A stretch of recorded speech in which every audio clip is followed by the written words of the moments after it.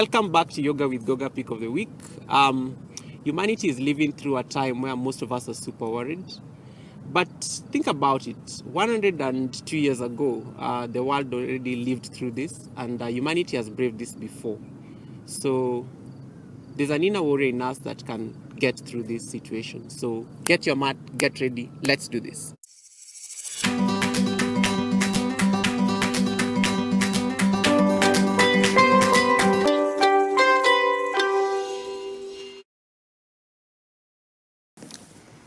Let's begin with a bit of warm-up. So come on to puppy dog.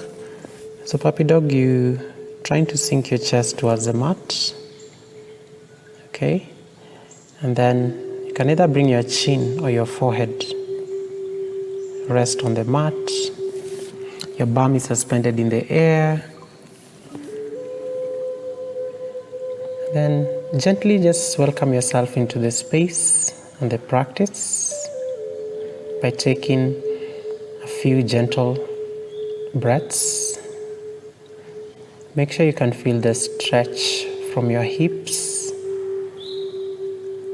all the way to the tops of your fingers. Last deep breath in. Exhale. And gently come back to tabletop. The next posture is called thread the needle. So this is very important to open your hips and also just open up your shoulders. Okay, so we start on the left side so that you're able to see what I'm doing. So take your left leg out. Good job. And then lift your right hand up. So when you're taking your left leg out, see whether your heels can be flat on the mat. So take your left hand up and then slide it under your right. Okay, your right elbow is facing towards the sky. The corner of your head and your shoulders are resting on the mat. Feel the sensation at the apex of your left thigh. Gently release. Take up your hand up. Come back to tabletop, opposite side. So take your right leg out. Make sure the heels are firmly pressed. Okay, lift your right hand up. Slide it under your left armpit. Good job. So that you can bring your left palm on the same line as your face and breathe in and out. Last deep breath in. Gently release the posture and come back to tabletop. Good job. Now tuck your toes and lift your knees an inch above the mat. Good job. Gaze at the space between your hands and we take 5 breaths here. Breathe in and out. Inhale, exhale. Last deep breath in. On your exhale, I want you now to straighten your legs and come onto downward facing dog. You're creating a V with your body. You can walk that down dog to release the tension on your legs. Stay still. Now kick your right leg up into 3-legged dog. Flex your toes and then bring that leg between your hands. Good job. Now pivot your back leg at an angle of 45 to 60 degrees, maintaining a 3 to 4 feet wide stance. Okay, and then see whether your right ankle and your right knee are on the same line. Yeah, maintain as wide stance as possible. Press your back leg firmly on the mat. Good job. Now let's work from the ground up. So bring your hands to your thighs, your hips. And then see that you can pull your right hip back and left hip forward to square your hips. We are trying to make the torso face the front of the room or the mat. Use your navel. Make sure your navel is not facing the side. Make sure the navel is facing the front. That's how you know that your torso is well aligned. Good job. Now sweep your hands up into warrior. You can either bring your palms together and look towards your thumbs, or you could just separate your hands and gaze at the space in front. Bend your knee deeper. The idea is to get the thighs and the mat to be parallel. All right? Stay here for 3 breaths. Open your arms into warrior 2 and stretch them out as if someone is pulling both of them apart. Back leg is parallel to the front edge of your mat. 3 breaths. Your focus is on this middle finger. Good job. Now,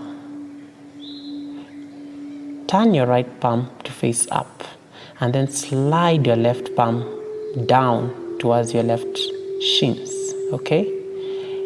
Or if you have more flexibility, you can bring that left leg to your right hip crease, all right? And then gaze at your lifted arm. Yeah, feel that stretch on the shoulders. We call this exalted or peaceful warrior. Gentle, normal breathing. Okay, come back into warrior 2 arms. Open your arms in form of a T. Now, I want you to interlace your fingers behind your back. Okay, interlace your fingers behind your back, and then roll your shoulders up and back, and then puff up your chest. Inhale, looking up. On your exhale, see whether you can bring your upper body inside your right knee. Make sure you're not using that knee to support your shoulder. This is usually the tendency. I'm guilty as charged. So you're trying to ensure that that shoulder is inside the knee. All right? And your interlaced fingers are stretched overhead. The crown of your head is going towards the mat. Perhaps it may get down to the mat, but remember, the idea is not for it to get down. It's just like life. It's what you learn on your way down there. Okay? Feel that stretch, especially on your inner legs. Such an amazing posture for that stretch. Take a few breaths here. Release the posture, release your fingers, and come into a high lunge. So high lunge, you're trying to get your back leg to be on toes, and then your front leg, straighten it a bit. I want you to lift your toes up and spread them, and then firmly press them on the mat to give you some bit of stability, all right? And then sweep your hands up back into a high lunge, and then make sure your hips are squared as we did in Warrior 1.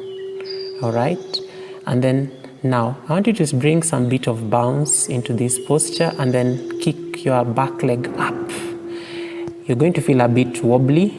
It's okay to be wobbly before you find your balance. Your hands are in Anjali Mudra or prayer position, somewhere in the space between your chests, and then flex your back leg to keep it active. Now pull your right knee up. This firms up the quads of your right leg or your standing leg. Once you firm up, it will be able to give you the balance because all your weight is now on one leg. Okay? And you're trying to make sure you're creating a straight line from your lifted leg all the way to the crown of your head. Now let's come to the hands variation. So you could either stay here in prayer position, or once you have your balance, bring your hands by your sides into Warrior 3 arms. Okay? Or better yet, how about you sweep those hands right to the front, alongside your ears, and just stay. Warrior 3. To release the posture, you bend your right knee, standing leg, and then let the back leg join that knee. Catch your breath. So all those things on the left side. Let's prepare for Warrior 1 on the left side. So maintaining a wide stance between your feet. Right? Align your torso to face the front of the room. Make sure that your back leg is firmly pressed on the mat.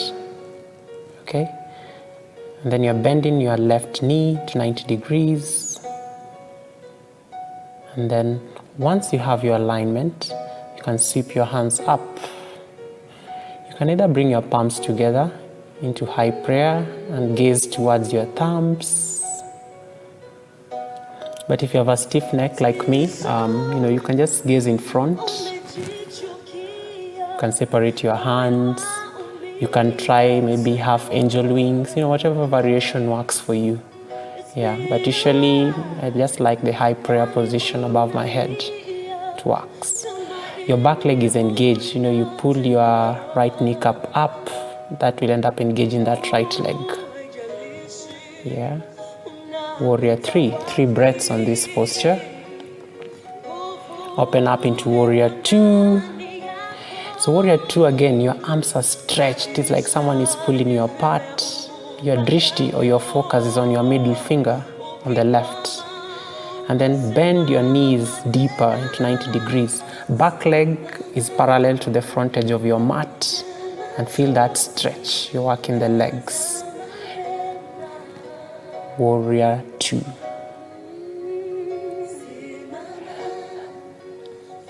Breathe in and out. Last deep breath in. Turn your left palm to face up. Right palm on your right shin.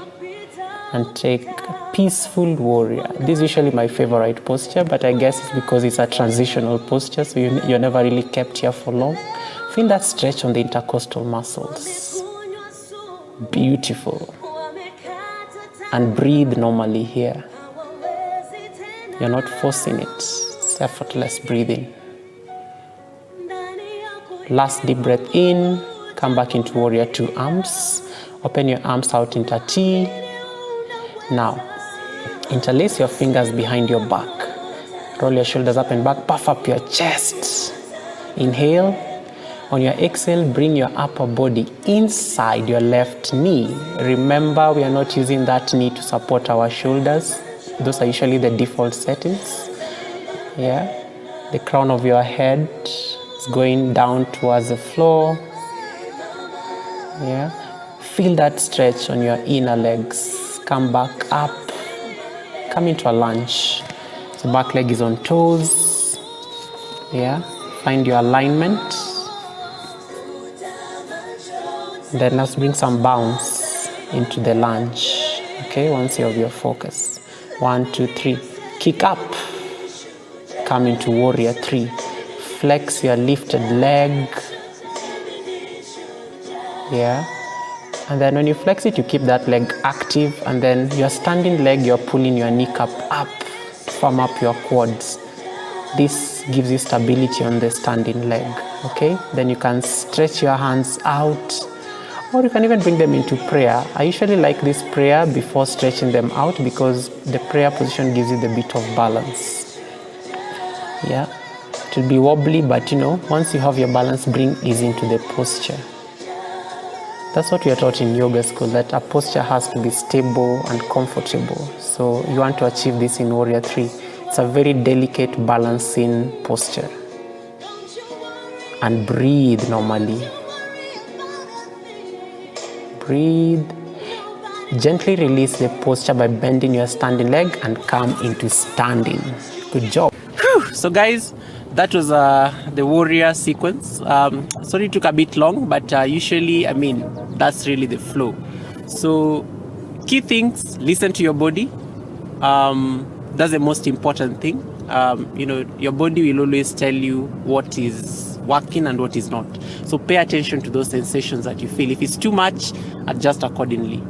And yeah, so let's seal our class with 3 breaths. Bring your hands into prayer posture. Take a deep breath in and out. Inhale 2. Empty. Last deep breath in. Exhale. To achieve the mood of a warrior is not a simple matter. It is a revolution. To regard the lion and the water rats and our fellow men as equals is a magnificent act of a warrior spirit. It takes power to do that. Namaste.